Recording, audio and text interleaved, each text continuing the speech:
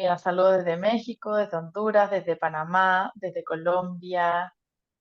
No, increíble. Ya somos 35 participantes y se están uniendo más personas, así que vamos a esperar 2 minutos para comenzar con nuestra cuarta capacitación del ciclo de capacitaciones de la RCOI 2023 el día de hoy.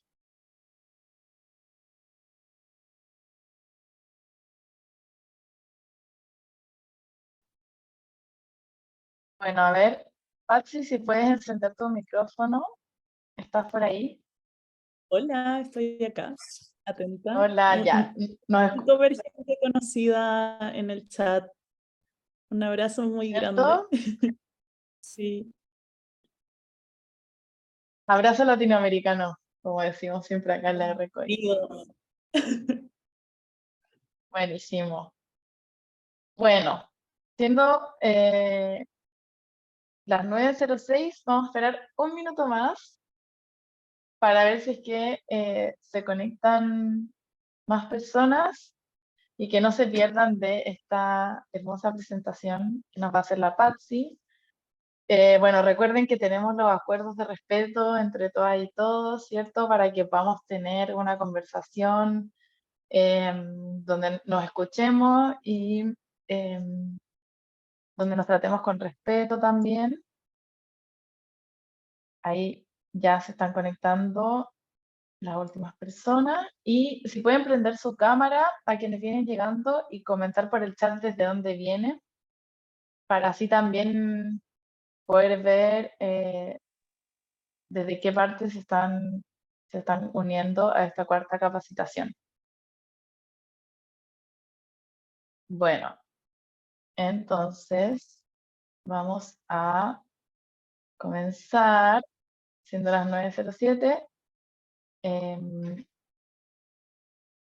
Les doy 10 segundos para que puedan ir a buscar agüita, algo para tomar, se puedan poner cómodos y cómodas. Veo que ahí, mira, de Chiapas, México, desde Guatemala, Colombia presente. Para quienes son nuevos, recordarles que la conferencia RCOI 2023 de Latinoamérica este año va a ser en Colombia, Bogotá, eh, los días 9, 10 y 11 de octubre. Hola, Bolivia presente, dicen por ahí. Eh, Ay, Juanfer, saludos desde Soa, Ecuador. Las tortugas mandan, buenísimo. La Isma pone seca Paz, saludos de Bolivia también.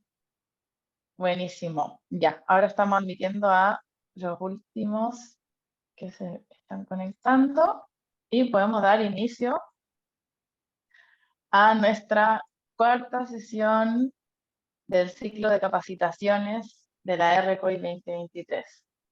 Bueno, contarles un poco cómo va a funcionar el día de hoy nuestra capacitación.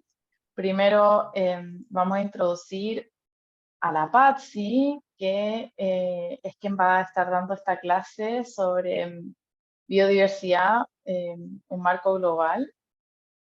Después vamos a tener su presentación. em, y por último, como siempre, en todas las capacitaciones, vamos a tener un espacio para que puedan hacerle preguntas a Patsy, podamos tener un diálogo, conversar un poco respecto a lo que nos va a estar presentando. Además, recordar que biodiversidad es uno de los 4 ejes que escogimos para abordar en la declaración este año, entonces quienes también pertenecen a ese grupo, supongo que están como con muchas ganas y mucha manija de nada, conocer qué es lo que nos trae Patsy para mostrarnos. Y bueno, acá recordar que el ciclo de capacitaciones son 9 sesiones. Esta es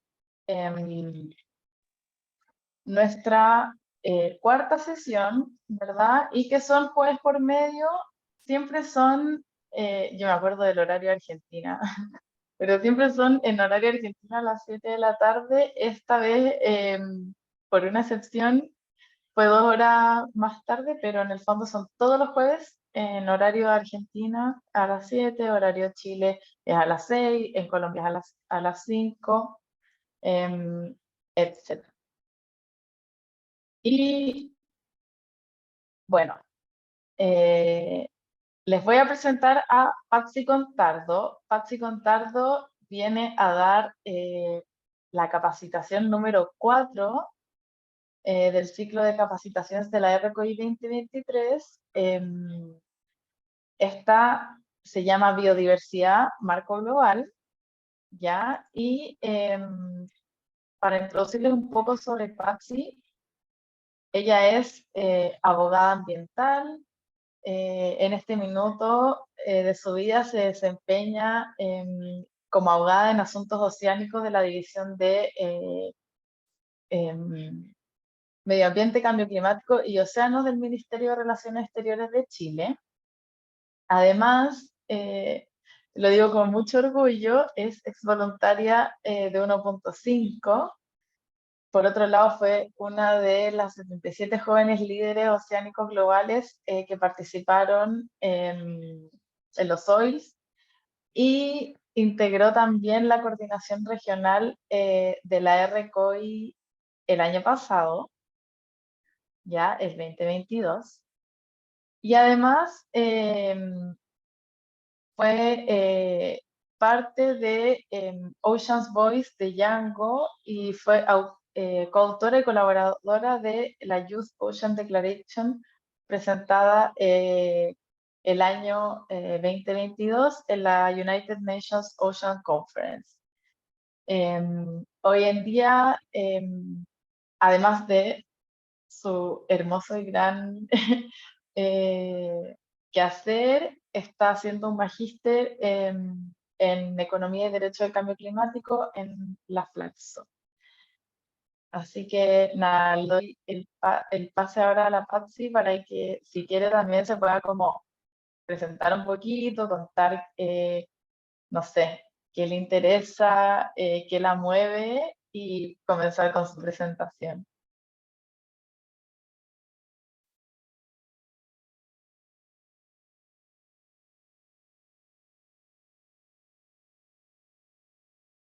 Ahí sí, no lograba reactivar mi audio. Muchas gracias, Sofi, por la introducción. No sé si ven bien mi pantalla. ¿Hay alguien que abra el micrófono y diga que sí?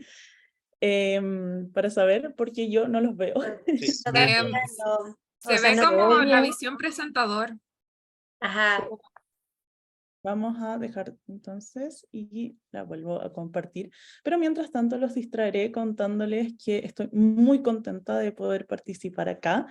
Es muy lindo estar de nuevo como en la casa, porque el año pasado participé, claro, en la coordinación regional de la RCOI y es muy emocionante poder ser parte de este espacio ahora también tratando de horizontalizar ciertos conocimientos. Acá no es la idea de venir a imponerles una verdad revelada o tratar de, en definitiva, mostrarles solo una visión y que ustedes no tengan también la posibilidad de disentir respecto a esa visión, sino que es más bien que conversemos. Esta es una sesión, la primera de 2 sesiones sobre buenas prácticas en biodiversidad.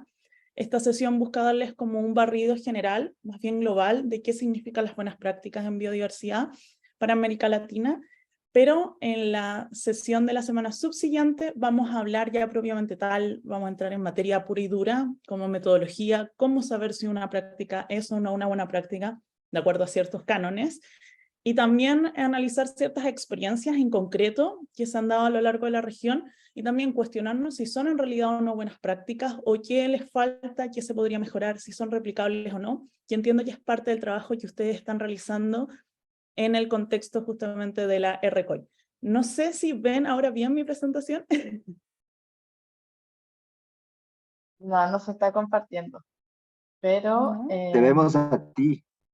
Ah, ya. Me encanta que me vean a mí, eso es perfecto. Ya vamos en un buen paso. Ahora Ahora sí. creo que sí. Perfecto. Perfecta. Ahora Buenísimo. se ve perfecto. Sí, es que estoy en una edad de ya joven senior, entonces cada vez las tecnologías se me hacen más difíciles. Pero muchas gracias. Vamos a partir entonces. Leía varios en el chat, veo que hay una diversidad muy grande en nuestra región y me emociona mucho. Y vuelvo a insistir, esto no es una idea de construir conocimientos desde arriba, sino un conocimiento más bien horizontal y que podamos compartir a lo largo de esta sesión. Como yo no les veo cuando comparto pantalla, no sé si se levanta una manito o si alguien comenta algo en el chat, pero ahí confío en que Sofi me va a comentar ahí si hay alguna duda, etcétera. Pero de todas formas yo voy a abrir ciertos espacios para las dudas a lo largo de la presentación. Así que tranquilidad, están en buenas manos dentro de lo que significa participación. ¿Qué vamos a ver en esta primera sesión? Como les adelantaba, estas son 2 sesiones, por tanto, va a haber algunos temas que ustedes van a decir, ay, pero quiero saber más, y probablemente lo vamos a ver en la sesión número 2. Pero en esta sesión vamos a revisar algunos conceptos clave, vamos a conversar sobre el contexto latinoamericano de la biodiversidad, luego revisaremos un poco la vinculación que existe entre biodiversidad y cambio climático, que no es una vinculación aleatoria, sino que altamente estrecha, y vamos a hablar de un marco jurídico internacional. Porque finalmente, y la idea de este proceso de la RECOI, es que es un proceso de que les permita a ustedes ser jóvenes incidentes en el plano internacional y también en el plano local. Pero por eso es importante que ustedes comprendan qué instancias regulan la biodiversidad a nivel internacional, porque esta RECOI, si bien es un proceso participativo por, para y de jóvenes, es también un proceso que a ustedes los lleva de camino a la próxima COP28, que es un espacio donde ustedes también tienen posibilidades de incidencia como jóvenes de la sociedad civil, y en ese sentido es importante de que puedan también empaparse de qué es lo que nos ofrece o qué herramientas nos da el ordenamiento jurídico internacional para trabajar en estas materias. Les pido desde ya disculpas si hablo muy rápido, soy chilena, no tengo otra explicación, pero voy a tratar de hacerlo también muy pausado por respeto a ustedes y por mucho cariño también que tengo de este espacio. Primero, y para partir introduciendo los conceptos claves, un primer concepto que es relevante que manejemos es el de diversidad biológica.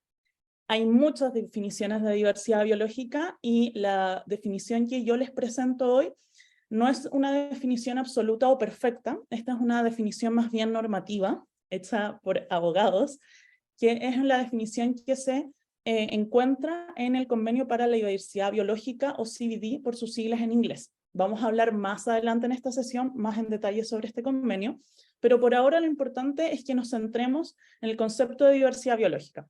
Y este concepto habla de una variabilidad de organismos vivos de cualquier fuente, que incluyen ecosistemas terrestres, marinos, otros ecosistemas acuáticos y los complejos ecológicos de los que forman parte, y comprende la diversidad dentro de cada especie, entre las especies y de los ecosistemas.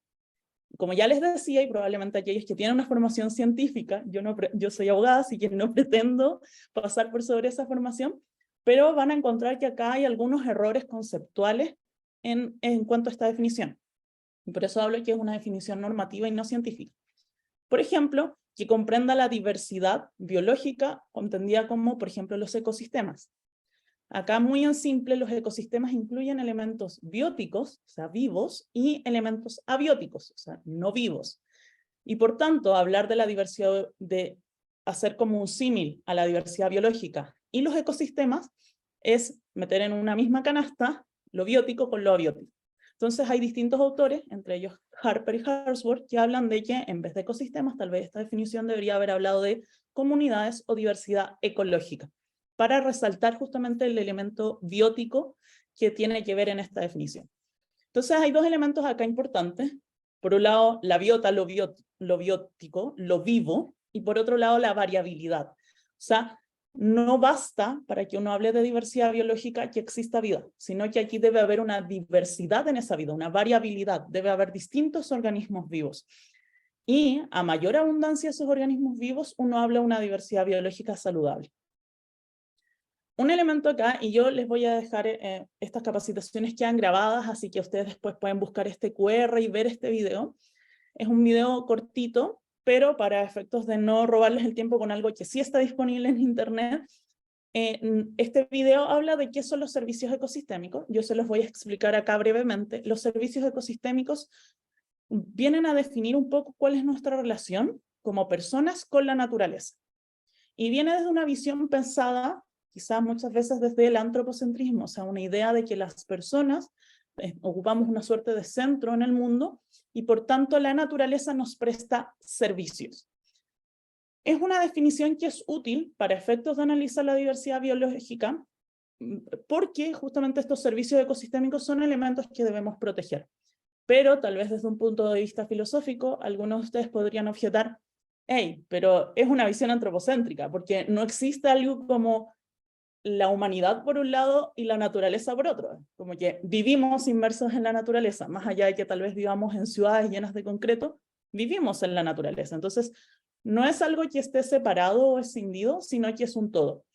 Pero la visión de los servicios ecosistémicos, solo para efectos pedagógicos y también de la protección que se da a nivel internacional, habla desde esa visión un poco, desde una visión en donde hay una suerte de complementariedad, pero claro, aquí hay una naturaleza que sirve a la persona humana. Así, los servicios ecosistémicos son servicios que pueden ser directos. Por ejemplo, si yo talo un árbol, obtengo madera, puedo construir una casa. O pueden ser indirectos, que tienen que ver con a veces servicios que tienen que entenderse dentro de una clave de un ecosistema. Por ejemplo, un río es un servicio que directamente nos provee agua, pero además, o por ejemplo alimento, pero por ejemplo los árboles que están en la ribera del río nos protegen de las crecidas del río. Y ese es un servicio indirecto. ¿Podría yo talar el árbol y obtener madera? Sí, un servicio directo. Pero el servicio indirecto va a ser justamente protegerme de la crecida del río. Si yo talo, y ese es un servicio ecosistémico perdido, se va a inundar el pueblo que está, por ejemplo, inmediatamente al lado del río.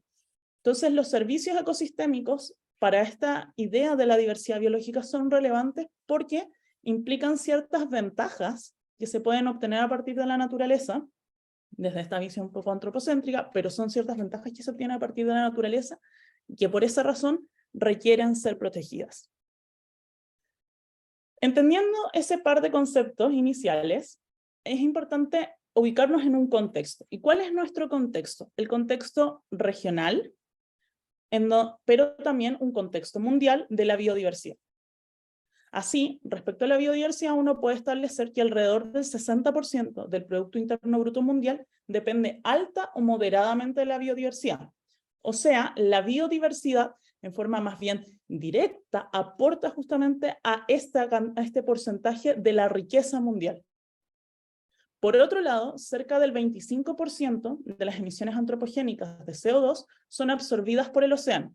Esto tiene una serie de ventajas. El océano, al ser una masa de agua muy, muy grande, permite funcionar como un cuerpo negro que absorbe el calor y eso evita mantener que las temperaturas aumenten mucho.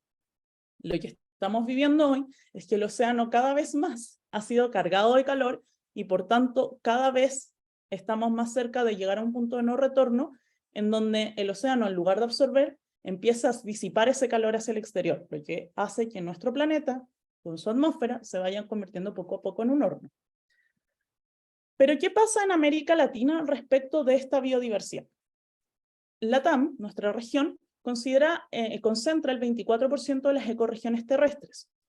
Eso es una cantidad muy importante, que son ecorregiones que no solo consideran, por ejemplo, la selva amazónica, sino que también consideran elementos como el páramo, consideran espacios como la pampa, consideran espacios también que tienen que ver con áreas parecidas a sabana o tundra, que son relevantes, si uno lo piensa a nivel mundial, por la gran diversidad de paisajes y espacios que constituyen nuestra región. Pero además, nuestra región concentra el 18% de las ecorregiones marinas del mundo. En nuestra región podemos encontrar desde los corales tropicales hasta los corales antárticos, que se ubican en la zona más austral de nuestro territorio. Pero además podemos encontrar una gran cantidad de espacios como por ejemplo los pastizales marinos o los manglares, que también tienen una serie de servicios ecosistémicos que son relevantes para nuestra región. Sin embargo, y aquí es muy importante destacar, estos números que pueden parecer un cuarto, un quinto de los porcentajes a nivel global, hay que entenderlos también en su contexto. Nuestra región concentra 6 de los 17 países megadiversos del planeta. O sea, en 5 continentes, 6 de estos países están en nuestra región. O sea, es una cantidad inmensa de biodiversidad presente en esta región y que hace que también efectos que vamos a hablar más adelante, el cambio climático, sean mucho más evidentes en esta región y las tengan sometidas a una alta vulnerabilidad. Así, además, nuestra región concentra 1/3 de los recursos hídricos globales, que eso implica que en nuestra región hay elementos de agua dulce en abundancia que nos permiten justamente poder sustentar esa biodiversidad, pero a la vez son elementos que están en calidad de reservas hídricas, muchas veces en forma glaciar, que tienen una importancia para los ecosistemas desde el punto de vista de la mantención o estabilidad térmica de nuestro planeta. Sin embargo, en nuestra región, pese a toda esta riqueza natural, existe actualmente graves problemas, y uno de esos es, por ejemplo, la pérdida de bosque a gran escala en nuestra región. Así se han perdido 138 millones de hectáreas de bosque en los últimos 30 años, que es un tamaño equivalente a la mitad de Argentina, que ustedes solo véanlo en un mapa, es enorme. Y si nos vamos preguntando cuáles son los orígenes finalmente de esta pérdida, vamos a encontrarnos, por ejemplo, con la tala, con la deforestación para el desarrollo inmobiliario, con los incendios forestales que muchas veces llevan por detrás también el aprovechamiento o forestal o inmobiliario o la ganadería, el cultivo de soja, por ejemplo, para alimentar la ganadería, y por otro lado otros tipos de cambio de uso del suelo, que en definitiva lo que han ido haciendo de que nuestra región, que por ejemplo en el Amazonas se producía un fenómeno de captura de CO2, actualmente estos cambios del uso del suelo están haciendo que nuestra región empiece a emitir, a liberar CO2 que estaba almacenado en estos sumideros de carbono tan relevantes. Por otro lado, entre 1970 y 2016 se estima que ha disminuido en un 94% el índice que registra la abundancia de poblaciones de aves, mamíferos, reptiles, anfibios y peces. Y acá nos vamos a detener un momento. Este es un índice que en definitiva nos habla de esta variabilidad que yo les comentaba al comienzo cuando hablábamos de los componentes de la diversidad biológica. Hay un componente biótico, pero también de qué tanta variabilidad existe dentro de, por ejemplo, un ecosistema. Y así, este índice lo que hace es medir qué tan abundante es un ecosistema. O sea, qué diversidad, valga la redundancia, de especies yo puedo encontrar en una determinada área. Y desde los 70, este índice ha disminuido en un 94%. O sea, ha sido brutal el nivel de afectación que han recibido las distintas áreas de nuestra región, y es tan grave que es la mayor disminución a nivel mundial. O sea, hay otras regiones que, aún sufriendo pérdida de diversidad biológica, están en una situación menos grave o intensa de pérdida que nuestra región. No sé si hasta aquí alguien tiene alguna pregunta, no sé si Sofía, si en el chat ha surgido algo. No, en el chat no hay nuevos comentarios. Pero yo tengo una. Dale. ¿Dónde podemos buscar ese índice o cómo se llama el índice para, en el fondo, si es que uno lo quiere googlear? Sí, vienen un par de secciones más adelante, así que próximamente viene la respuesta. No sé si hay Vale, otra pregunta. Súper. Si no hay más preguntas, entonces vamos a seguir avanzando. Y como ya les adelantaba, hay una estrecha interconexión entre la biodiversidad y el cambio climático. Y esto se produce porque, por un lado, la biodiversidad se ve afectada por el cambio climático, pero por otro lado, la pérdida de biodiversidad también tiene un efecto respecto al cambio climático. Por ejemplo, cuando hablábamos de la absorción que tienen los ecosistemas marinos de CO2, la pérdida de biodiversidad marina, como por ejemplo podría ser el plancton, afecta la capacidad del mismo océano de generar esa captura y almacenamiento de CO2. Entonces, hay una suerte de simbiosis y de relación bidireccional entre biodiversidad y cambio climático. Por un lado, la pérdida de biodiversidad puede contribuir a acelerar o a agravar los efectos del cambio climático, y por otro lado, el cambio climático contribuye a acelerar y agravar la pérdida de biodiversidad. ¿Y qué sabemos del cambio climático? Bueno, el aumento del CO2 se predijo que provocaría un calentamiento global. Eso es algo que fue un hecho científico asentado, y no hace 10, 20, 50 años, sino hace más de casi 180 años, si no me fallan las matemáticas, por Eunice Newton Foote, que fue la mujer que descubrió el efecto invernadero, y ella ya en esa época, haciendo un simple ejercicio de lógica, no era que había satélite, no teníamos un IPCC, no había toda la tecnología que hoy nos permite llegar a conclusiones iguales, ya estaba prediciendo que el aumento del CO2 provocaría un calentamiento global. Además, y aquí a otra persona se le ocurrió también la genialidad, que el cambio climático se debe a la actividad humana, y eso tampoco fue hace 50 o 60 años. Eso también pasó en el siglo XIX, cuando Svante Arrhenius, y ahí me perdone el señor si lo pronuncie mal, en 1896, ya había establecido la vinculación entre el aumento de la temperatura global y las emisiones antropogénicas. Entonces, toda esta información que nosotros tenemos no es información nueva. Hoy le estamos dando tal vez una relectura o una reinterpretación, y cuando digo hoy es desde Estocolmo en los 70 hasta esta fecha, pero ya había evidencia científica al respecto, ya existía antes, y aún así ha habido una suerte de, si bien hay un trabajo internacional relevante por tratar de evitar estos efectos y el punto de no retorno, efectivamente por muchos años la evidencia científica fue dejada atrás. Así llegamos a algo, y acá no necesitamos retroceder tanto tiempo, Greta Thunberg, perdón, ahí la fecha era 2021, declaraba que nos estamos enfrentando a la sexta extinción masiva, y el ritmo de extinción es 10.000 veces más rápido de lo normal. ¿Qué significa eso? Que si bien es normal o habitual que se extingan especies, o sea, es normal que en el planeta, en un cierto periodo de tiempo geológico, vaya a desaparecer una especie, lo anormal es la tasa a la que desaparecen las especies actualmente. Y por eso, actualmente nosotros hablamos de una extinción masiva. ¿Y qué es una extinción masiva? Y acá tomando la definición que nos entrega WWF, una extinción masiva es que en un breve periodo de tiempo geológico, y acá es muy importante el concepto de tiempo geológico, lo voy a explicar enseguida, se extingue un alto porcentaje de la biodiversidad o de distintas especies. O sea, perdemos abundancia en un área, por ejemplo. ¿Qué implica un periodo de tiempo geológico? El tiempo geológico se mide en eras.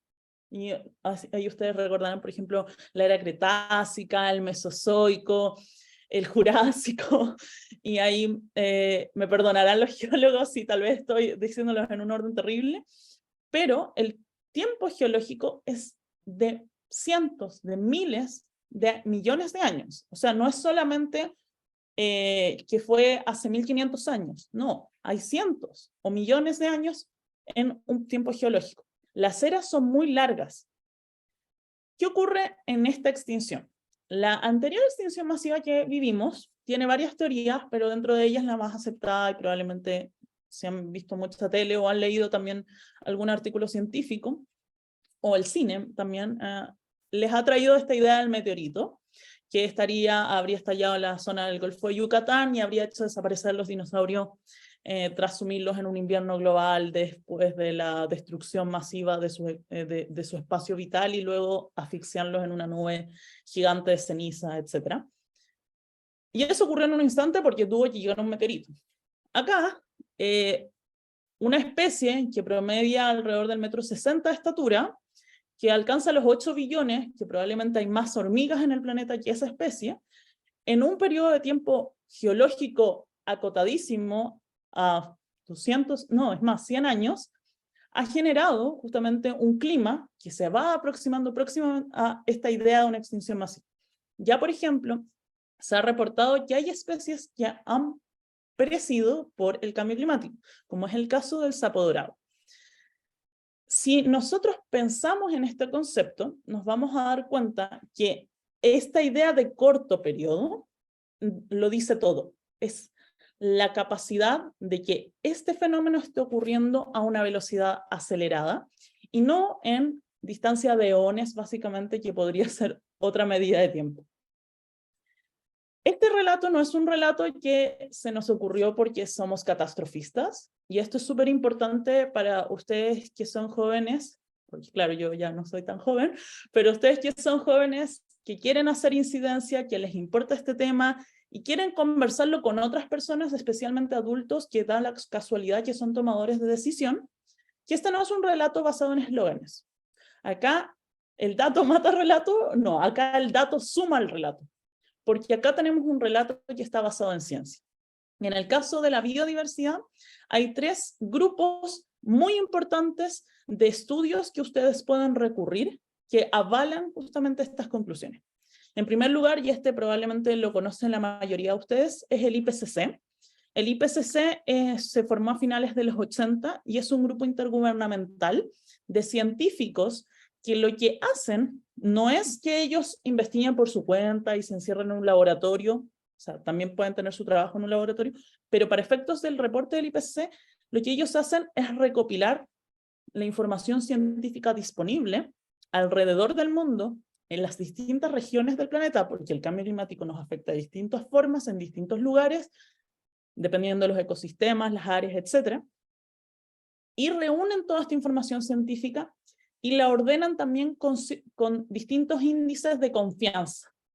Entonces, por ejemplo, en el informe del IPCC vamos a encontrar, si ustedes pasan ya del summary o del resumen para tomadores de decisiones y ya entran al cuerpo del documento, se van a dar cuenta que hay algunos hechos que son narrados como baja probabilidad y otros que hay alta confianza. La mayoría de los titulares que nosotros vemos son los hechos de alta confianza. Y nos vamos a dar cuenta cuando hacemos una revisión simple del IPCC, que gran parte de los hechos que nos anuncia el IPCC son de media o alta confianza. O así como súper probable. Esto va a pasar, ya, tal vez no pase mañana, pero sí pasado mañana. Es muy, muy probable que estas cosas puedan, que estos hechos que se están diciendo aquí van a pasar. Y algo que es muy importante, y me quiero detener acá, respecto al IPCC, es que las conclusiones del IPCC no son conclusiones aleatorias y solamente científicas, sino que es un relato que es consensuado también políticamente. Y ahí ustedes pueden decir, pero es que entra la política, entonces ahí entran intereses. La gran ventaja de que este informe sea consensuado no solo científica o técnicamente, sino también políticamente, es que el día de mañana, cuando ustedes pidan, por ejemplo, un tomador de decisión, sobre base de evidencia del IPCC, ese tomador de decisión sabe que este informe fue aprobado, por ejemplo, por su gobierno. ¿Y cómo ocurre eso? El summary o el resumen para tomadores de decisión es discutido palabra por palabra por los gobiernos una vez que se realiza el draft o borrador de este summary. ¿Por qué el summary? Porque el summary tiene 45, 50 páginas y el informe tiene a veces 700, 800, 1000. Entonces, un poco más difícil discutirlo palabra por palabra. Pero al menos el summary es algo en que todos los gobiernos coinciden y se aprueba justamente este documento. Entonces, es súper importante entender que aquí no solo hay un consenso científico, sino también un consenso político de que las conclusiones del IPCC son efectivamente, las contenidas en el summary, son efectivamente la ciencia, el estado del arte respecto del cambio climático y sus efectos sobre las distintas regiones del planeta. ¿Y por qué hablo de regiones? Porque, y acá tal vez los científicos lo entenderán mejor, el planeta no está dividido solamente en fronteras geopolíticas, sino que los ecosistemas responden a otras variables y no están medidos por fronteras. Entonces, por eso se habla de áreas o ecorregiones, por ejemplo. Otro instrumento o reporte que para ustedes es súper, súper útil es también el del IPBES. Pero antes de entrar a ese, y solo para dejar el punto, el IPCC no solo realiza reportes generales sobre el estado del arte del clima, por así decirlo, sino que también realiza reportes especiales. Entonces, cuando ustedes ingresan a la página web del IPCC, que también está en español, pueden encontrar también informes especiales respecto a algunas temáticas. Y uno que a mí me encanta destacar es el informe de Criosfera y Océanos, que es un informe que realizó el IPCC justamente hace unos años, el 2019, y que relata muy, muy claramente cuál es la situación que están viviendo los océanos, y la criósfera, por cierto, en relación al cambio climático. Otro reporte o repositorio de información desde el que ustedes pueden sacar información fidedigna es del IPBES. El IPBES es bastante especial porque si bien no es una organización o una suerte de entidad que dependa de Naciones Unidas, sí está validada y es utilizada por Naciones Unidas en distintos espacios y particularmente cuando se realiza la Conferencia de las Partes o COP de la CBD, de la Convención de Diversidad Biológica, porque la COP de Cambio Climático no es la única COP.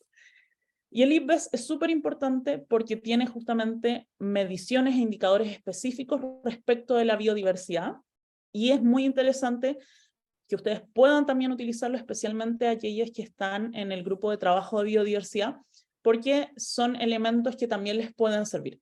Muchas de las conclusiones del IPBES también están contenidas en el IPCC. Como les decía, en el IPCC, el grupo de expertos, estos científicos que se reúnen, es un grupo gigante, mapean la información que existe a nivel internacional, los papers, etc. Y justamente el IPBES también está dentro de su radar. Y otro que es muy importante, y especialmente a quienes son vinculados al área del océano, saludos a SOA, está WOA, que el WOA es el World Ocean Assessment. El WOA se encuentra ahora en su tercer periodo de evaluación, y es un instrumento bien relevante porque es un reporte que analiza el estado socioeconómico y ambiental del océano. Entonces tiene una mirada bien amplia de cuál es el estado del océano, y además hace un llamado súper transversal a científicos de muchas disciplinas. Cuando hacen el llamado, tú en verdad vas viendo y son 12 páginas listando temas que podrían ser desde eutrofización, floraciones algales nocivas, pérdida de diversidad corales antárticos. Puedes encontrarte después el caso de las orcas, colisiones con cetáceos, problemas en el Ártico, en el Ártico, en el Atlántico Norte, el Mar de China, etc. Todo tipo de información es súper transversal, pero a diferencia del IPCC o el IPBES, el WOA tiene un proceso más largo. O sea, el WOA está funcionando desde hace casi 2 décadas, y recién ahora está en su tercer ciclo de evaluación, porque es mucho más largo el proceso que ellos tienen para justamente sacar un reporte, pero también es un insumo relevante, y el WOA toma el IPCC y el IPCC también toma el WOA, entonces hay una comunicación justamente en estos relatos. Vuelvo a insistir, tomen esta ciencia, estos informes también los pueden encontrar en español, el WOA creo que está en inglés, pero de todas formas, si no entienden algo, esta comunidad es muy grande y siempre va a haber alguien que va a estar dispuesto a ayudarles con la traducción. Y tomen esta información porque esta es la información que a ustedes les permite no solo construir peticiones, sino también romper prejuicios. Muchas veces nosotros construimos ideas basadas en el prejuicio y no en el dato propiamente tal. Entonces, a veces creemos que una medida es mejor porque se nos ocurre y nos suena intuitivamente que es mejor, y a veces los efectos de esa medida pueden ser totalmente perjudiciales.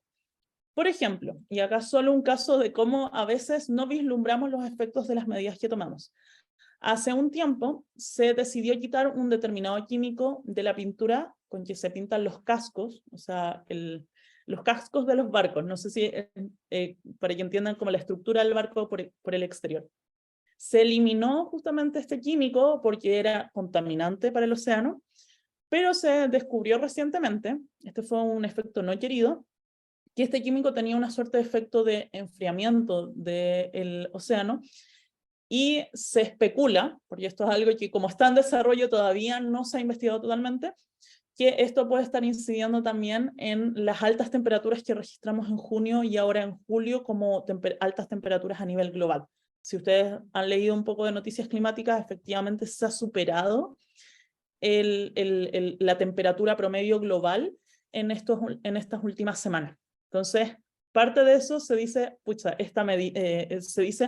proviene de esta medida, no en su 100%, pero puede haber contribuido, porque si ustedes lo vamos a ver un poco más adelante, el transporte marítimo es muy relevante también dentro del espacio global. No sé si antes de pasar a esta parte, ¿alguien tiene alguna pregunta? No sé si en el chat, Sofi. Nada en el chat. No, ok, perfecto. Entonces vamos a pasar a revisar el tema del marco jurídico internacional. Como primer elemento me gustaría decirles que estos instrumentos que yo les voy a comentar ahora no son los únicos que protegen la diversidad a nivel internacional. ¿Y por qué digo esto? Porque la protección de la biodiversidad no se agota en un tratado que lleve título biodiversidad, sino que hay otros tratados o instrumentos que ayudan a que se pueda proteger esa biodiversidad. Como por ejemplo, se ha evidenciado el estrecho vínculo que tienen las comunidades indígenas con la protección de la biodiversidad. Y uno de esos casos es justamente el convenio 169 de la OIT, que reconoce los derechos colectivos de las comunidades o pueblos indígenas. Y a partir de eso se ha establecido la idea también de que este tipo de instrumentos, que no necesariamente son instrumentos que directamente están diseñados para proteger la biodiversidad, sí ayudan a este objetivo. Algunos instrumentos que vamos a revisar ahora son el Convenio para la Diversidad Biológica, la CBD, por sus siglas en inglés, CITES, que es un convenio que busca prevenir o prohibir el tráfico de flora y fauna, MARPOL, que es un convenio que busca la protección del océano mediante principalmente la regulación del derrame de hidrocarburos, la UNFCCC o la Convención Marco de Cambio Climático, que no, se explica por sí mismo, la CONVEMAR o UNCLOS, que es la Convención del Derecho al Mar, y el Tratado de Cooperación Amazónica, que es súper relevante para nuestra región, por lo que decidí que podría ser interesante también incluirlo. Primero, ¿qué es la CBD? La CBD tiene 3 grandes objetivos. El primero, y el más de perogrullo, el más obvio, es la conservación de la diversidad biológica. Pero ahí no se agota lo que busca la CBD. La CBD además incluye otro concepto que es la utilización sostenible de los componentes de la biodiversidad. O sea, esta idea, por un lado, de los servicios ecosistémicos, pero además la posibilidad de que se dé un uso a esta diversidad biológica. Por ejemplo, y lo vamos a ver más adelante, el tema forestal. Y otro elemento que es relevante dentro de la CBD como objetivo es que busca regular la participación justa y equitativa de los beneficios que se derivan del uso de los recursos genéticos. Porque, y algo que es muy relevante, la naturaleza está llena de distintas posibilidades para la aplicación de recursos genéticos. Desde la semilla hasta, por ejemplo, el desarrollo de productos farmacéuticos, productos cosméticos, el desarrollo de soluciones tecnológicas. Y acá probablemente algunos se acordarán de ideas como la biomimicry, que son conceptos que se pueden utilizar y aplicar también para la vida humana. Bajo esta idea, la CBD ha tomado o adoptado, la conferencia de las partes de la CBD ha tomado o adoptado distintos instrumentos y decisiones. Acá están ordenados en orden cronológico, y el primero tiene un color distinto porque alude a un ámbito un poco diferente.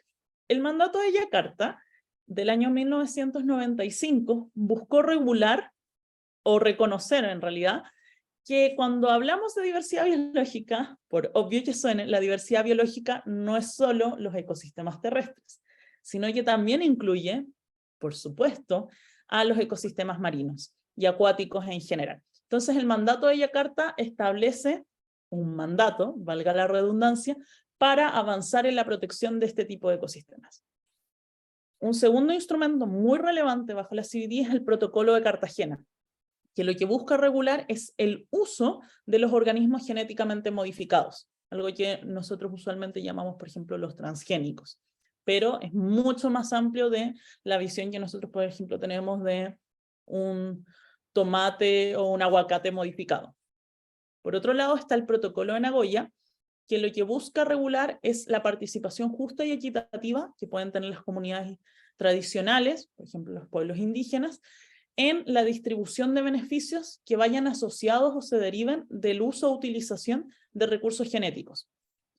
Por ejemplo, y esto es una historia muy antigua, pero siempre me gusta contarla, en los años 50 o 60, hubo un buque europeo, si no me equivoco, que recaló en Rapa Nui, que ustedes conocerán tal vez como Isla de Pascua, que es parte del territorio polinésico de Chile, y encontraron un compuesto que se llama rapamicina. Su nombre viene de Rapa Nui. Y la rapamicina hoy tiene un montón de aplicaciones, sirve como anticoagulante, sirve como tratamiento para algunas formas de cáncer, además tiene usos en el tema de, por ejemplo, evitar el rechazo de órganos, etc.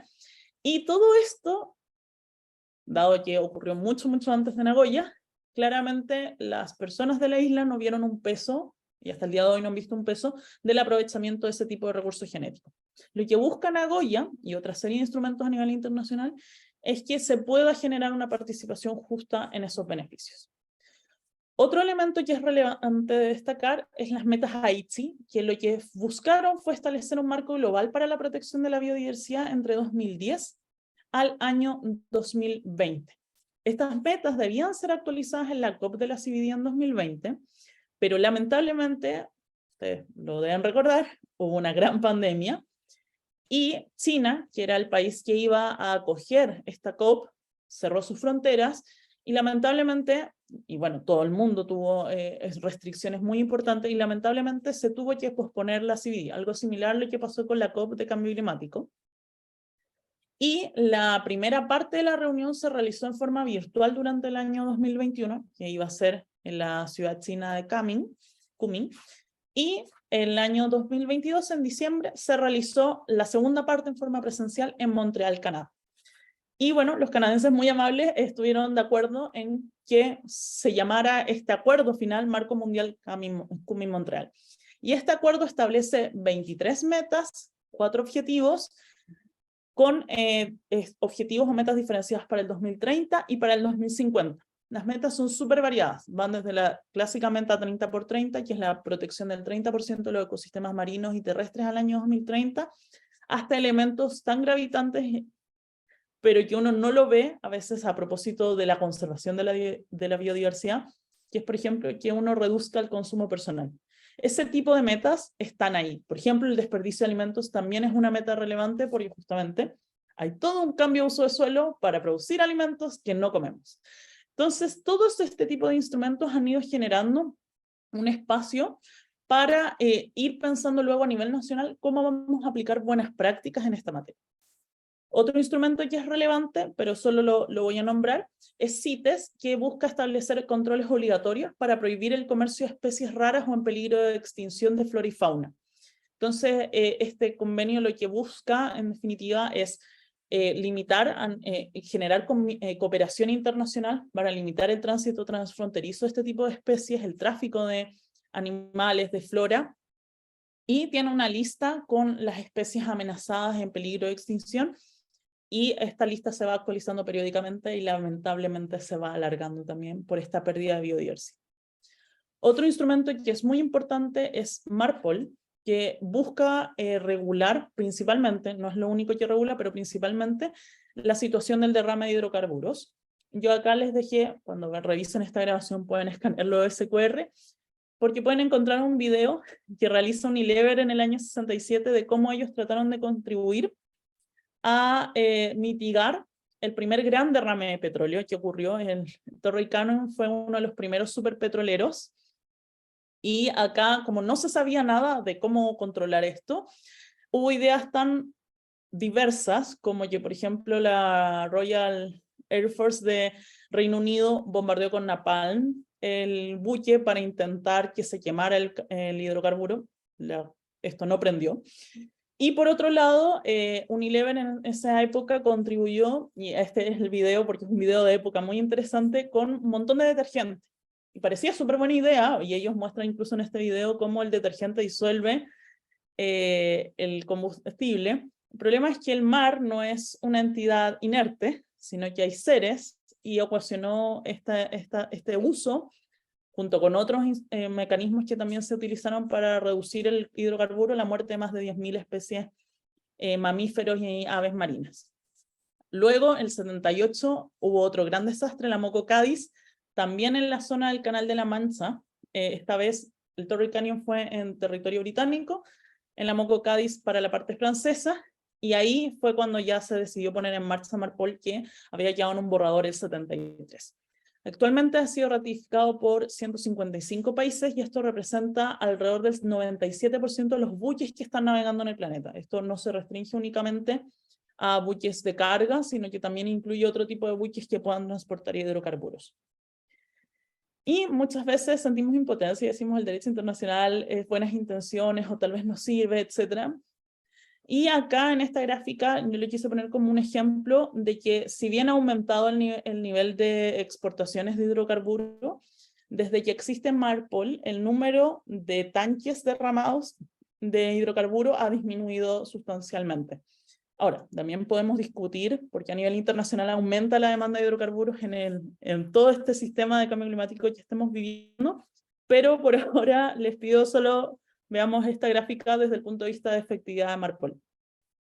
Por otro lado, y un tratado que a mí me encanta y es el que me dedico, es la CONVEMAR, que es la Convención del Derecho del Mar, y esta tiene dos instrumentos muy importantes a su alero. Por un lado está el Convenio y Protocolo de Londres, que buscan estos instrumentos regular justamente los vertimientos desde barcos o buques que pueden resultar contaminantes, y el dragado, que el dragado es cuando excavamos el fondo marino. Entonces acá se establece una serie de directrices para evitar la afectación del ecosistema marino, porque sabemos que el mar, nuevamente, no es una masa inerte. Y por otro lado, el pasado 19 de junio en Nueva York se adoptó, por fin, el texto de Vivian Jay, que es el acuerdo más conocido como el Acuerdo de Alta Mar, o el acuerdo para la protección de la biodiversidad más allá de las áreas jurisdiccionales o las áreas fuera de jurisdicción nacional. Vivian Jay es un instrumento que pone muy emocionada a la comunidad internacional porque el alta mar era un área que no estaba protegida y este instrumento nos va a dar la posibilidad de poder protegerla. Y acá, solo a modo anecdótico, puse este pulpito, que incluso si ustedes ven el video de cuando se hizo la ceremonia de adopción, ahí como en donde tiene el letrero President, Rina Lee, que es la presidenta de la conferencia, tenía el pulpito, y este es un pulpito que tejieron los chicos de High Seas Alliance para que se ratifique este convenio y pueda entrar en vigor una vez que 60 estados o partes lo ratifiquen. Y un instrumento que es súper relevante para nuestra región es el Tratado de Cooperación Amazónica, que se firmó a fines de los años 70. Este tratado incorpora a los países, a 8 países, que son los países que están justamente vinculados a la Amazonía, que incluye Colombia, Perú, Guyana, Surinam, Ecuador, Bolivia, Brasil, creo que no, Venezuela, y se me había faltado nombrar Venezuela. Este tratado da origen a la OTCA, que es la Organización del Tratado de Cooperación Amazónica, que hasta los mediados de los 90 tuvo un financiamiento muy activo. Luego en los 2000 cambió un poco la forma de financiamiento porque Brasil creó el Fondo de la Amazonía, que tiene ingresos tanto de Noruega, Alemania, que son para la idea a nivel internacional de cuidar este patrimonio que finalmente nos beneficia a todos como humanidad.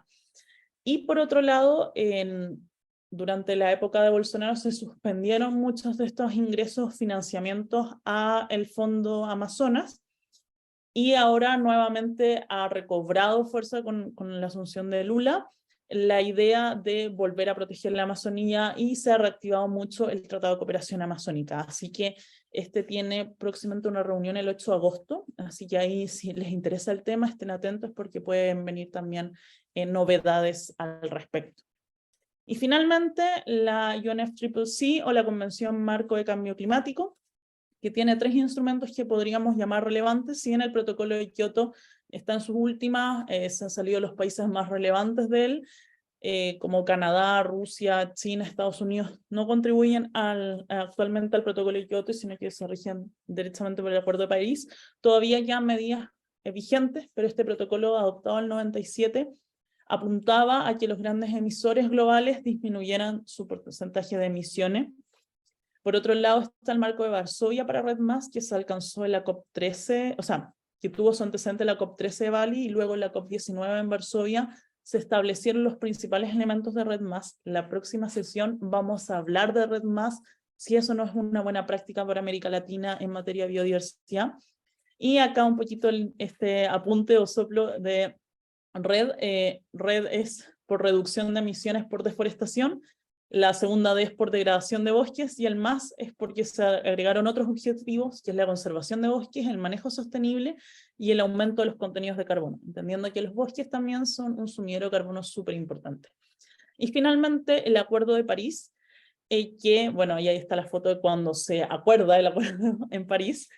Y el Acuerdo de París tiene una relevancia muy importante porque bajo la idea del principio de responsabilidades comunes pero diferenciadas, nos aúna a todos los países del mundo en esta gran misión, que parece ya una misión imposible, pero la tenemos que conseguir, no hay otra, no hay planeta B, para justamente tomar cartas en el asunto. Y dentro de estos temas que tienen que ver con el cambio climático está justamente la pérdida de biodiversidad como un elemento muy importante.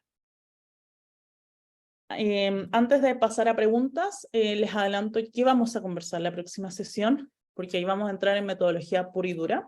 Vamos a hablar de integración de la biodiversidad o IDB, que es básicamente el concepto que explica por qué tenemos que tener biodiversidad en el centro de las políticas públicas. Vamos a hablar de algunos conceptos claves sobre biodiversidad. Vamos a conversar de enfoques e indicadores que creo que les pueden ser súper útiles cuando analicen buenas prácticas y piensen en este entregable que ustedes quieran realizar en el marco de la RCOI. Y finalmente vamos a hablar de experiencias destacadas y obviamente, y eso es lo bueno de que este sea un espacio regional, sobre todo aquellos que viven en los países donde se supone que están estas experiencias destacadas, podamos cuestionar si son buenas o malas prácticas. Así que eso, solo antes de cerrar y dar el paso a las preguntas, quiero dejarles con esta frase de Margaret Atwood, que es la autora del cuento de la criada, que dice: creo que llamarlo cambio climático es bastante limitante, prefiero llamarlo el cambio de todo. Y bajo esa visión quiero proponerles también que piensen y ocupen esta oportunidad de la RCOI para hacer ese cambio de todo, pero un cambio de todo para mejor. Así que muchas gracias. ¿Hay preguntas? Dejo el micrófono abierto, el chat, Sofi, ayúdame. Sí, te voy a ayudar. Voy a dar el pase a las preguntas, pero primero, Patsy, quería agradecerte enormemente por tu presentación. Estuvo increíble. Nada, realmente súper clara. Yo igual quedo con infinitas preguntas y eso está súper bueno porque nos incentiva a seguir buscando información, a seguir informándonos. Así que nada, voy a dar el pase a quienes quieran preguntar. Rubén tiene levantada la mano, así que vamos.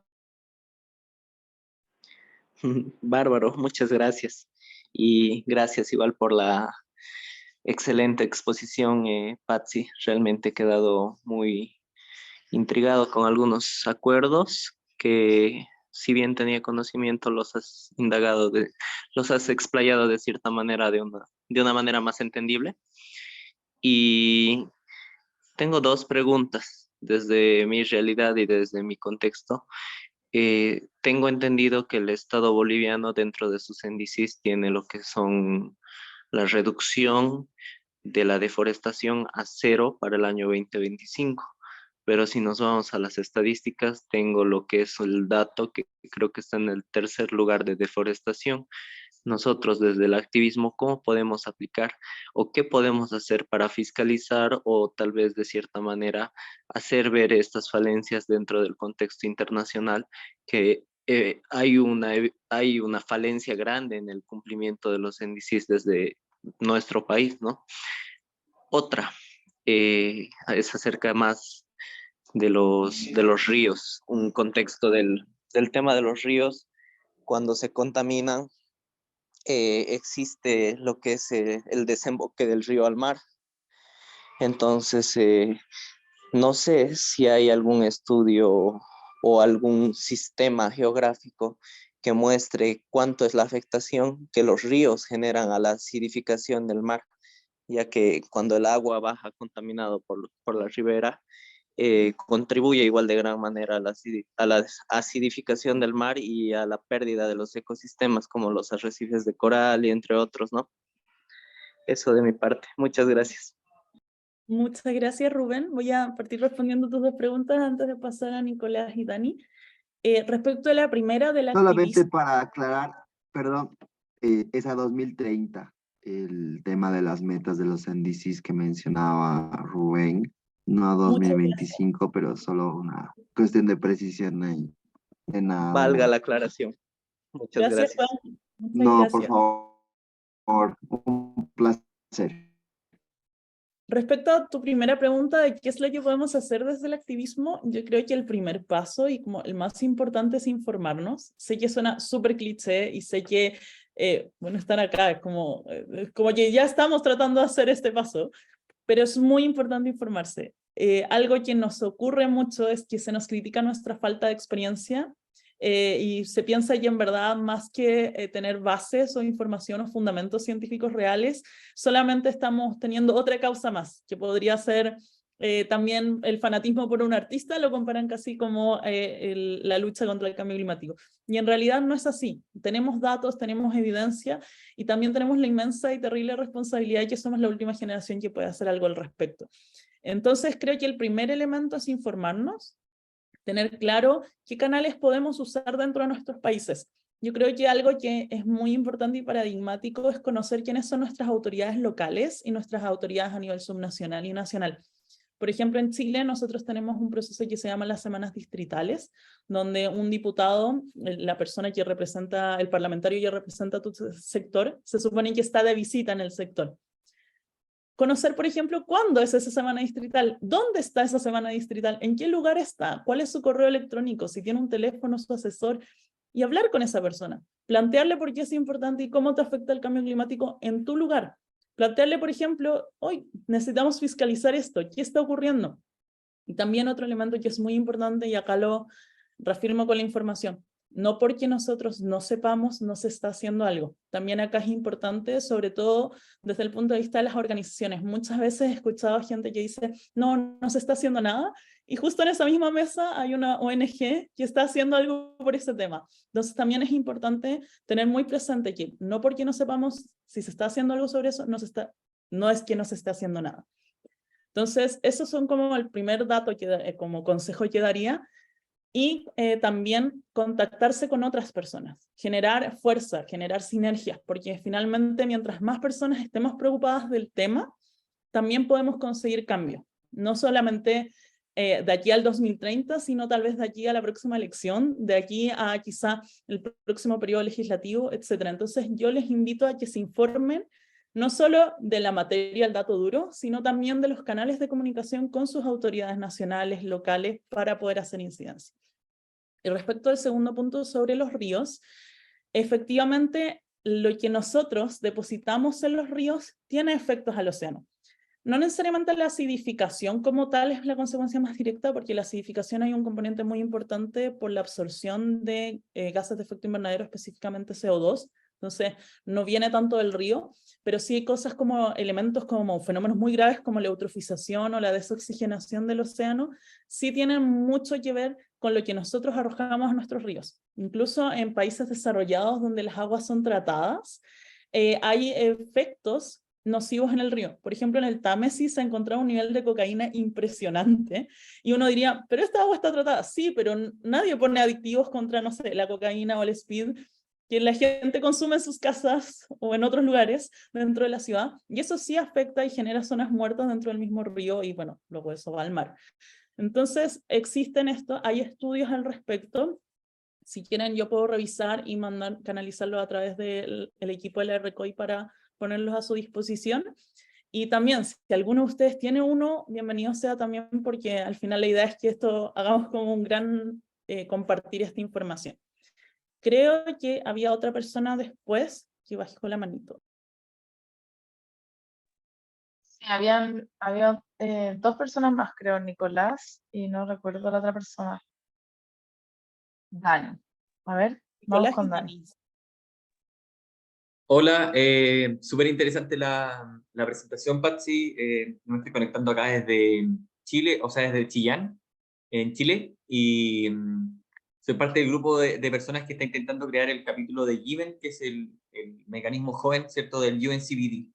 De Given, acrónimo del Global Youth Biodiversity Network. Entonces te quería preguntar un poco más respecto como a estos canales, considerando que ahora tenemos, por ejemplo, la ley que va a crear el SPAP. eh, no sé, ¿cuál es como el track así legislativo que tú como que recomendarías seguir para, ¿cierto?, considerando de lo que trata el UNCBD, tener acción como a nivel quizás legislativo o por el lado, ¿cierto?, del poder legislativo? Y cómo pueden ser también los canales por el lado del poder ejecutivo, que bueno, hoy en día te toca estar ahí. Eso, gracias. Voy a dar una respuesta muy polite, pero creo que va a ser útil. En Chile, al menos, hay hartos canales que uno puede utilizar y muchas veces son desconocidos. Tenemos la audiencia ley del lobby. Si ustedes quieren hablar con un director de un departamento, si quieren hablar con un parlamentario, si quieren hablar con una autoridad municipal, ley del lobby. Y tienen 3 días hábiles para responderte la ley del lobby. A mí me pasaba en mi antiguo trabajo que a veces no me respondían en los 3 días hábiles, pero uno vuelve a presentar la solicitud de ley del lobby y llegar con tu idea. Y también un poco lo que te referías, no solo pensar en los canales legislativos, porque a veces poner, no sé, a 155 diputados de acuerdo y luego a todos los senadores de acuerdo es un poco difícil, sino que tal vez pensar en el canal ejecutivo. El presidente de la República en Chile tiene potestad reglamentaria, puede hacer muchas cosas. A veces la ley le da la facultad de dictar un reglamento y a veces no está ese reglamento. Es cosa de buscar o tratar de encontrar los espacios o dónde podemos mejorar. A veces está tal vez el reglamento, pero tú dices, pucha, justo falta este contaminante y yo creo que es súper importante que se regule este contaminante. Incluyámoslo. Y lo otro, que también es súper importante, al menos en Chile, los ministerios tienen constantemente abierto en su página web los procesos de consulta pública abiertos. Muchas veces hay, por ejemplo, el anteproyecto de ruidos, que es algo que a todos nos afecta si hay una construcción cercana a nuestra casa. Hay un anteproyecto, un reglamento para regular los ruidos y está disponible, por ejemplo, en la página del Ministerio del Medio Ambiente y nosotros como ciudadanos comunes y corrientes podemos comentarlo. Entonces, también buscar esos canales, ley del lobby, comentar las consultas públicas y otro elemento, y acá, sobre todo ustedes que se quieren constituir como organización, una vez que ya tengan, por ejemplo, personalidad jurídica, participar de los ECOSOC, de los espacios para la sociedad civil, de los consejos de sociedad civil que tienen los distintos ministerios. El Ministerio del Medio Ambiente tiene uno, Cancillería tiene otro. Todos los ministerios tienen distintos espacios abiertos para sociedad civil y especialmente hay cupos para jóvenes. O sea, no solo es sociedad civil un cupo, sino que a veces es sociedad civil, una organización de sociedad civil y una organización de sociedad civil de jóvenes y una organización de sociedad civil de mujeres. Entonces, empoderarse y buscar esos caminos y tratar de conocer a las autoridades también, como lo que yo les decía ya de la semana distrital, de buscar quién es mi representante y conversar con él. Muchas veces los representantes no están sensibilizados con las problemáticas territoriales. Muchas veces las elecciones son temas más políticos o de cuánta gente yo conozco, o el poder que tengo para hacer una campaña mediática y lograr los votos, pero no sé, el periodo que gobiernes, las personas muchas veces no están conectadas con los territorios. Y no podemos dejar que sea así, sino que lo que tenemos que hacer es empoderarnos y decir, yo quiero que me conozcan porque soy el territorio. Entonces, ustedes digan, eso soy el territorio. Entonces, esa es la invitación, a empoderarse también y usar los canales que existen. Y yo sé que, sobre todo para personas que están en otros países de la región, que a veces la institucionalidad no da esos caminos, de todas formas abrirlo desde las juntas de vecinos, de las organizaciones comunitarias, desde los espacios, generar, tratar de buscar ese camino, esa vía y aliarse con otras personas, porque muchas veces uno está solo, pero cuando se junta con más gente es mucho más probable lograr cambios, porque ya te ven con un respaldo. Así que cuando digo juntarse con gente no me refiero a que sean 1000 personas. Llegar a una reunión con 4 personas ya es como da otra imagen. O llegar con 4 representantes de organizaciones ya da otra imagen. Entonces también ser estratégicos en el sentido de cómo dialogar con las autoridades locales. Dani, creo que tenías una... Hola, buenas noches. ¿Se me logra escuchar? Sí, te Perfecto. escuchamos. Ya. Bueno, primeramente quiero darte una muy sincera felicitación, Patsy. Yo ya he tenido la oportunidad de escucharte hablar en la ERCOI de Costa Rica el año pasado. Bueno, me quedé maravillado con las palabras que dijiste y escucharte es un placer realmente, nuevamente, también. Y se me han quedado algunas preguntas cuando quería tratar de encontrarte en allá, pero por cuestiones de tiempo y por cuestiones bueno, se perdió, ya no puedo hacer nada. A la siguiente será, dije. Pero ya que estamos acá y justito te quería encontrar, Patsy. Bueno, quiero hacerte una consulta, ¿ya? Sobre el tema de biodiversidad, pero desde el punto de vista social, político, o por así decirlo, desde el punto de vista sociopolítico.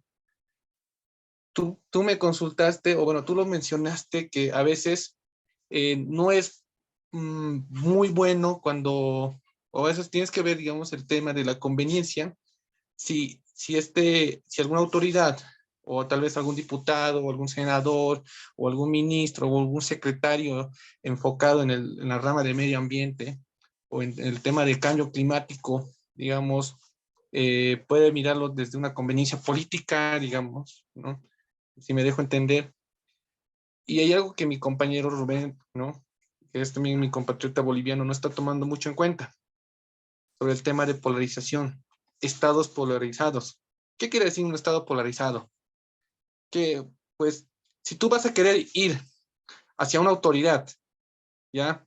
O algún tipo ya sea, digamos, de gobierno o alguien especializado, cuando estás en un territorio totalmente polarizado, eso ya a los ojos de la vista social va a darte una especie de compromiso político, ¿no? Es decir, que si yo voy a ir, digamos, donde una autoridad del gobierno, o sea, ya sea el ministro de Medio Ambiente aquí de mi país, y quiero ir a quejarme o a denunciar o a dar a hacer conocer sobre un caso de pérdida de biodiversidad en mi sector, que por cierto es un sector andino, ¿no? Es el sector altiplánico donde no hay mucha, pero sí es bastante fundamental, digamos, para el desarrollo de lo poco que hay. Pero como estábamos hablando sobre el tema de polarización, y nos da a entender de que, ay no, ya el joven ya está muy comprometido con nosotros. O también desde el punto de vista social dice, no, el joven ya se está arraigando al gobierno, ya es parte del gobierno, ¿no? Está vendido, por así decirlo. Es lo que pasa en un país polarizado, ¿no? Y en el tema del medio ambiente no se queda atrás. En el tema de cambio climático también no se queda atrás. Tengo que ser muy sincero, el año pasado en la ERCOI, yo lo tengo que decir con mucho dolor, la delegación boliviana ha estado muy dividida, porque ha estado polarizada. Lo tengo que ser muy sincero, que me graben, que me miren, que me digan todo. Yo no estoy al lado de nadie, pero ha estado así. Unos hablando a favor del gobierno y otros así. Ese tipo de casos realmente, no quiero quejarme, pero ¿qué tú, a tu experiencia, Patsy, qué podría sugerir para evitar este tipo de casos, ¿no? O sea, no tomamos en cuenta que solamente es una acción, digamos, que nace del corazón, pero que también tiene que estar no tiene que ser muy comprometedor, digamos, sobre las acciones políticas, ¿no? O sea, que no, al joven o al activista no le tiene que comprometer. Entonces, desde tu experiencia, vuelvo a preguntarle, ¿tú qué me puedes sugerir o qué puedes sugerir a los jóvenes de algunos países que tal vez sienten un mayor o menor grado de polarización en sus territorios? ¿Qué puedes sugerir? Va a sonar cliché, pero dejar el ego. Yo creo que es algo que pasa demasiado en las organizaciones ambientales y en organizaciones de todo tipo, y el ego es muy humano. Lo hice yo, pero esta es una acción colectiva que traspasa generaciones, traspasa tiempo, lugares, espacio. O sea, veamos acá el crisol de culturas, países que estamos reunidos en este momento, y dejar el ego es súper importante. Y ese como primer punto. Y dejar el ego implica partir por uno mismo dejando el ego, porque a veces es como yo, y es muy importante que si uno lo deja, de una u otra forma puede incidir también en la reacción que mi interlocutor de otra organización o de mi misma organización puede tener respecto de lo que yo estoy diciendo. Dejar el ego es muy importante, porque al final los liderazgos acá son colectivos y no de la persona que decide, no, yo hablo con el ministro, o yo hablo con el partner, o yo soy la persona que quiere dar la entrevista. Hay que ser capaces también, y ese es un segundo punto, de saber cuándo uno sabe o cuándo no sabe, y reconocer también ceder espacios. Me acuerdo en el verano hubo incendios forestales acá en Chile, perdón, y de un diario del sur de Chile me contactaron para hacer una entrevista sobre incendios forestales. Y yo en verdad no sé de incendios forestales, no voy a opinar de incendios forestales. Soy abogada, no he plantado un árbol en mi vida, lo siento, me da culpa ambientalista. Y la verdad es que no sé cuál es la dinámica de los incendios forestales como tal, pero sí tenía una amiga que manejaba el tema y le dije, tal vez podrías preguntarle a ella. No sé si tiene la disponibilidad, etcétera, pero saberlo de otra organización ambiental, y ella dio la entrevista. Y saber que podemos dirigirnos porque somos una comunidad que entre todos estamos buscando el mismo objetivo. Y respecto al punto de cómo es la relación con las autoridades, yo creo que es muy importante transversalizar este punto. No nos puede pasar lo que nos pasó, por ejemplo, en otros países donde se ha generado un debate político de si es real o no real el cambio climático, y que haya gente que lo niega porque en verdad hace frío, entonces no hay calentamiento global, y es como, no es eso. Es muy importante que seamos capaces de transversalizar el debate. Y esto es un debate que pueden encontrar personas de derecha, de izquierda, de arriba, de abajo, que piensan en la importancia de cuidar la naturaleza, en la importancia de hacer cambios, en la importancia de combatir el cambio climático.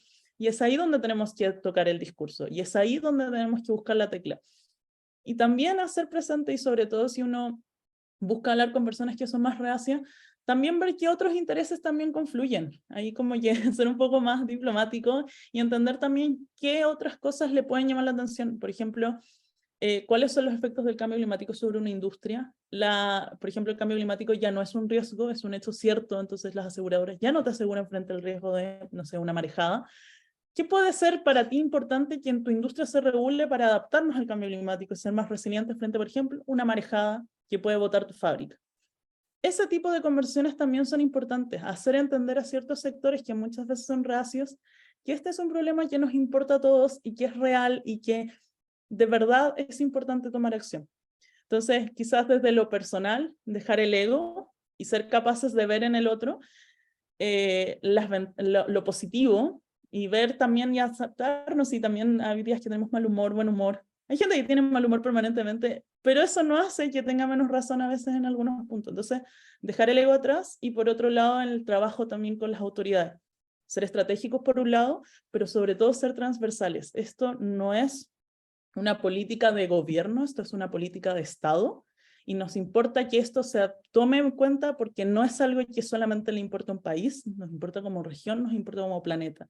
Y tener eso súper presente es, creo, lo más importante para transversalizar esto y dejar fuera a veces esas disputas que tenemos internamente. Yo sé que a algunos les puede decir, eres un vendido. Bueno, hay formas y formas también de hacer el activismo, y creo que ahí también ver desde qué dice tanto de esa persona más que de lo que dice sobre el trabajo propio. Hay que cuestionarse un poco a veces también hacia dónde va dirigido el mensaje, y bueno, si uno está haciéndolo mal, también reconocerlo y cambiar esa perspectiva. Alexis, Gracias, creo que... Patsy. Bien, Alexis, sí, exacto. Hola chicas, estoy muy contento por todos los mensajes que nos has transmitido Patsy. Les saludo desde Quito. Me quedo con un montón de cosas y un poco más enojado con todo lo que nos toca tener que combatir a cada momento. Y de hecho, justo topaste el tema que quiero plantearte, que es la parte industrial, de cómo podemos nosotros incidir con la parte del cambio climático en las industrias, y va muy de la mano con también las políticas de Estado, porque si bien existen en todos los países políticas de Estado, muchas se ven sometidas a intereses industriales, intereses de magnates que transversalizan literalmente sus intereses y frenan cualquier intento de mejora por más que existan leyes. Y por ahí va la pregunta un poco, o sea, dentro de los mismos lineamientos de la LCOI, del ERECOI, tienes pérdidas y daños, finanzas climáticas, biodiversidad, transición energética, Y claro, todas de alguna manera empatan con la parte industrial, pero dentro de las acciones como tal, como nosotros, como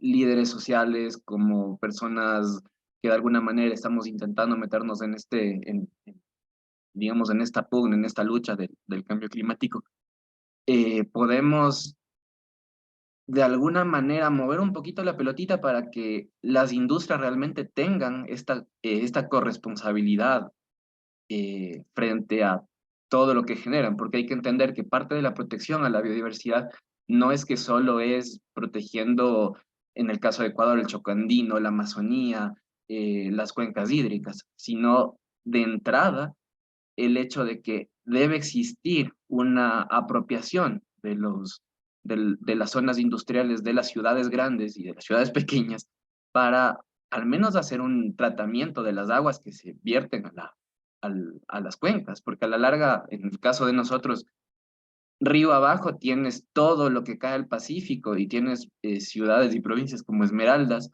que se ven afectados a diario y en el invierno mucho más. Ahorita por pérdidas de años, de hecho una compañera mandó un video de que de que en Canoa se cae un puente y va muy de la mano con que tampoco hay estrategias de prevención.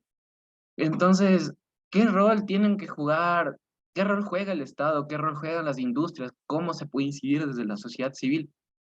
¿O bajo qué acuerdos, qué tratados podemos, no sé, afianzar y tener más datos para vincular un buen relato y poder también decirles, hey, industriales, ustedes también háganse cargo de esto y responsabilícense?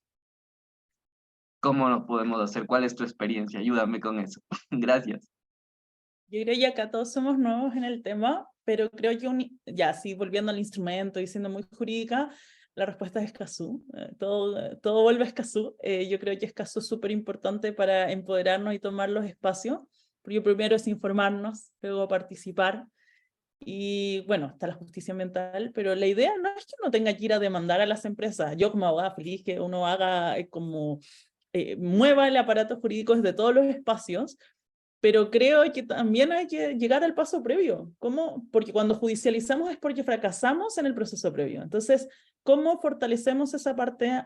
Primero, yo creo que ahí Escazú puede ser súper importante para la región, porque no es un instrumento punitivo, sino que es un instrumento de cooperación internacional, y en la región tenemos buenas experiencias de participación que podemos trabajar, que podemos realizar. Hay también instituciones que han participado en distintos procesos de consulta, colaboración, alianza, los distintos niveles de relacionamiento de participación entre gobierno, Estado, sociedad civil, empresas. Y creo que es importante tomar eso en consideración. Y ahora desde la mirada tal vez más práctica, ¿qué podemos hacer nosotros? Yo creo que es muy relevante pensar también en quiénes estamos acá. Yo creo que la mayoría acá no trabaja full time en una ONG, probablemente son voluntarios, probablemente le dedican una parte de su tiempo y financian esta participación, ese tiempo, con otro trabajo que tal vez es su pasión o tal vez no es tan pasión, pero permite vivir y lograr dedicarse a este activismo.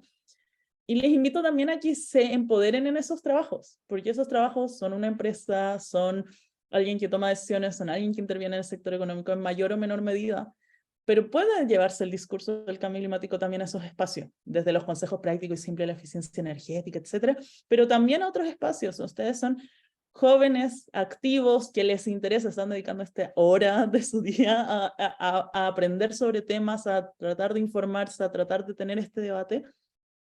Pueden incidir, o sea, si pueden opinar acá, si pueden opinar en la RECOI, también pueden opinar en el directorio de su empresa, también pueden opinar en su sindicato, también pueden plantearse también otros mecanismos para incidir y lograr también hacer presente que el cambio climático es transversal.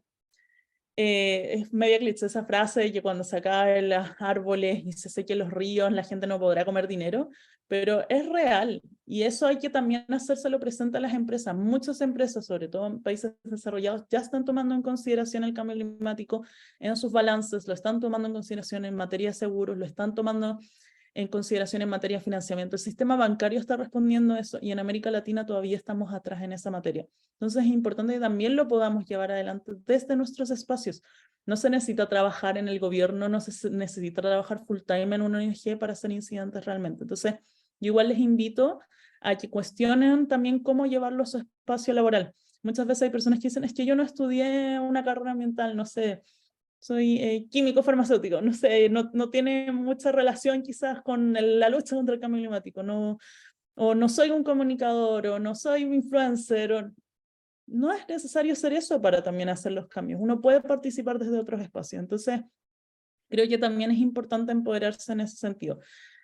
Sé que es tal vez un consejo algo vago cuando uno habla de las empresas, porque también uno piensa en las grandes corporaciones, uno dice, no sé, acá en América Latina y no sé, ¿cómo incido en la Coca-Cola para que deje de producir botellas en plástico? Pero también podemos partir por ahí, y nuevamente, insistir, Escazú, y tomar los instrumentos de participación, tomarnos esos espacios, porque existen los espacios, en algunos países son más limitados, pero tenemos que aprovechar todo lo que esté a nuestra disposición para poder hacer esa incidencia, porque tenemos los datos, tenemos la ciencia, nos respalda, solamente necesitamos ser capaces de convencer a otros. Gracias, Patsy, por tu redonda respuesta, como siempre. Viene Isma y Joseph, y vamos a cerrar con esas dos palabras porque ya estamos en la hora. Bacán, gracias Patsy por la presentación, me gustó mucho.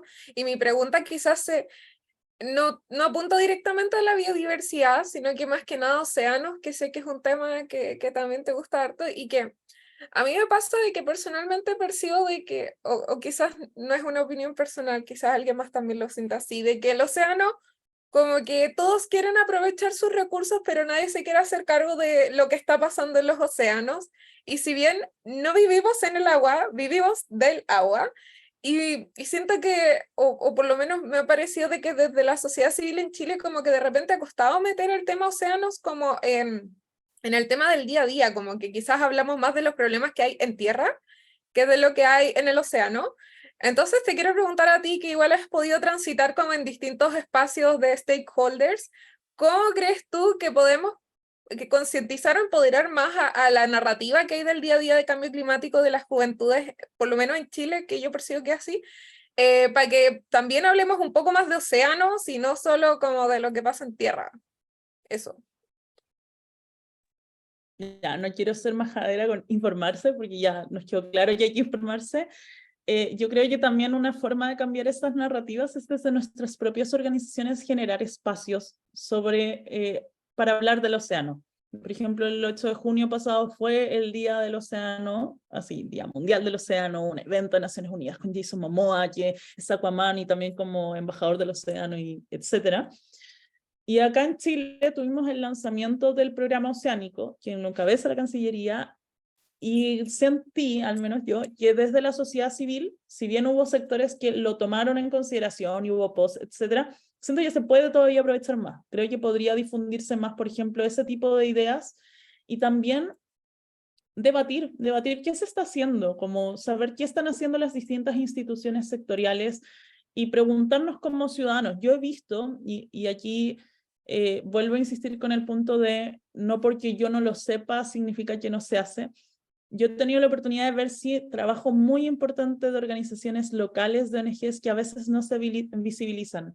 Hay organizaciones como Mariciencia, como Terram, que realizan trabajos bien relevantes, bien acuciosos, muchas veces con estudios respecto del océano, del estado del ambiental, con propuestas de cambio climático, etcétera, que no tienen tanta visibilidad. Hace un par de meses salió, por ejemplo, propuestas de la sociedad civil o de la ciudadanía por la pesca, y es un instrumento que es precioso, el diseño editorial es muy lindo, y por ejemplo he sentido que no se ha visibilizado tanto dentro de los espacios de las mismas juventudes, siendo que es algo donde participaron juventudes. Entonces creo que hay material, si se quieren hacer un post, como pueden estar un mes haciendo post todos los días de océanos, entonces siendo que tal vez es necesario como empezar a hacer ese discurso. No voy a decir qué acciones deberían hacer, porque quizás podría ser desde mi posición actual como tal vez un poquito interferir en quizás como la libertad que tienen las juventudes chilenas de ver qué es lo que se hace o no se hace sobre océano, pero sí siento que nos falta visibilizar y que hay elementos, hay ONGs que están haciendo mucho, hay gente que está trabajando un montón y hay un montón de jóvenes que trabajan en esta temática, que se podría ampliar y llevar adelante esta idea también para verlo, porque creo que algo que tiene muy lindo el océano es la posibilidad de combinar la interdisciplina de una manera extraordinaria. O sea, yo soy abogada y trabajo en el tema, entonces eso te dice de que el océano no es un tema que se agote en si eres biólogo marino y eres capaz de bucear 20 metros. Entonces creo que es importante también ahí como abrir esos canales y pensarlo también desde la posición también en que uno está, como cuál es el enfoque que tiene tal vez tu organización, si vale la pena o no meterlo también en el tema, pero sí creo que es un tema que igual se puede transversalizar desde distintas áreas, sobre todo cuando hablamos de cambio climático. O sea, no puede ser que uno de los mayores sumideros de carbono pase invisibilizado o minimizado en la discusión. Gracias, Patsy. Igual puedes dar ideas de qué podemos hacer. ¿Ah? Yo creo que a nadie les va a caer mal. Conflicto de interés. Ya, yo sé, dale nomás. Muchas gracias, Patsy, de nuevo. Hola, gracias. Bueno, ¿cómo están? Bueno, Joseph, se te escucha un poco cortado. No sé si soy yo, pero quizá podrías apagar tu cámara y ahí yo creo que tal vez mejora tu conexión. ¿se escucha ahora? Sí, súper. ¿Se escucha? Ahora, Ok, gracias. Ok, ya. Bueno, llevamos que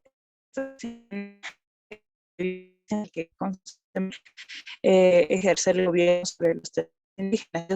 Yo soy boliviana, yo bueno, tengo muchos como en Argentina y Joseph, problema del tiene no, yo sé, no se está Sí, perdón. escuchando bien. sí, no sé. Ahora Sí, ahora sí. No sé, es como que se genera como una interferencia, como un eco. Sí. Quienes puedan, Ah, apaguen ya. su cámara para que funcione. Ya. Tal vez era la computadora.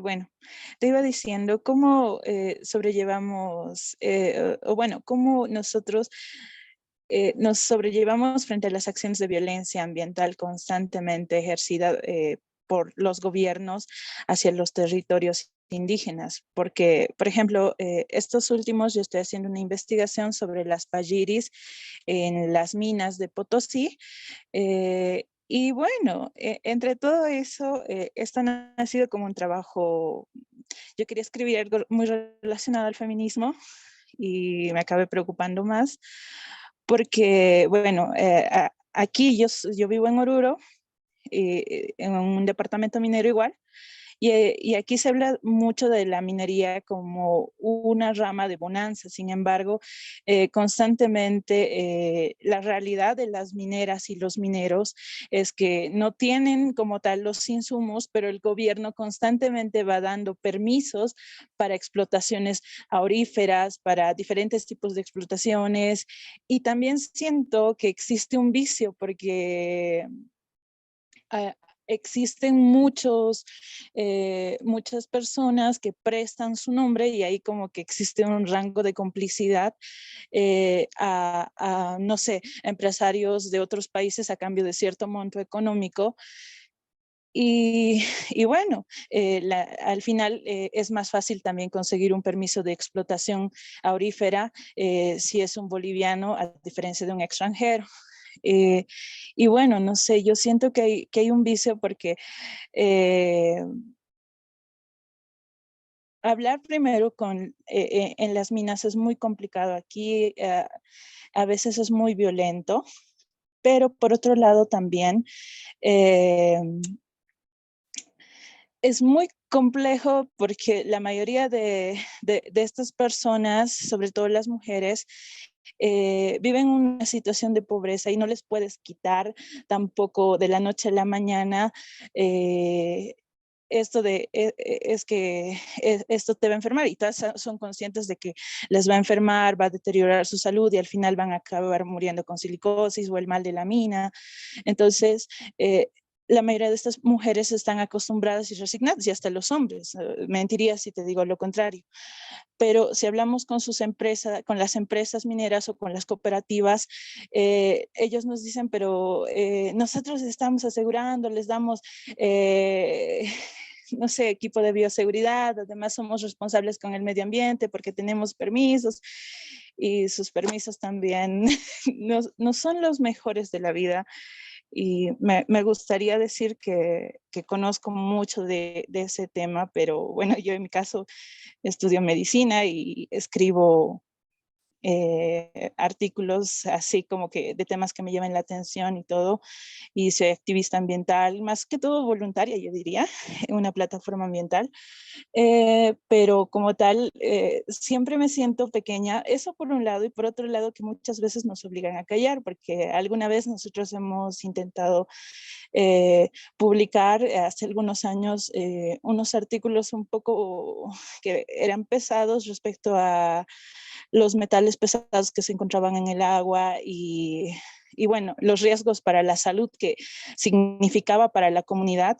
Y a pesar de que yo estaba como ayudante y mi docente era el que estaba a cargo de la investigación, bueno, hubo amenazas y al final como que eh, es tu familia, si ves que como que hay mucha gente comprometida en esto, mi docente se ha retractado y bueno, nunca se ha publicado.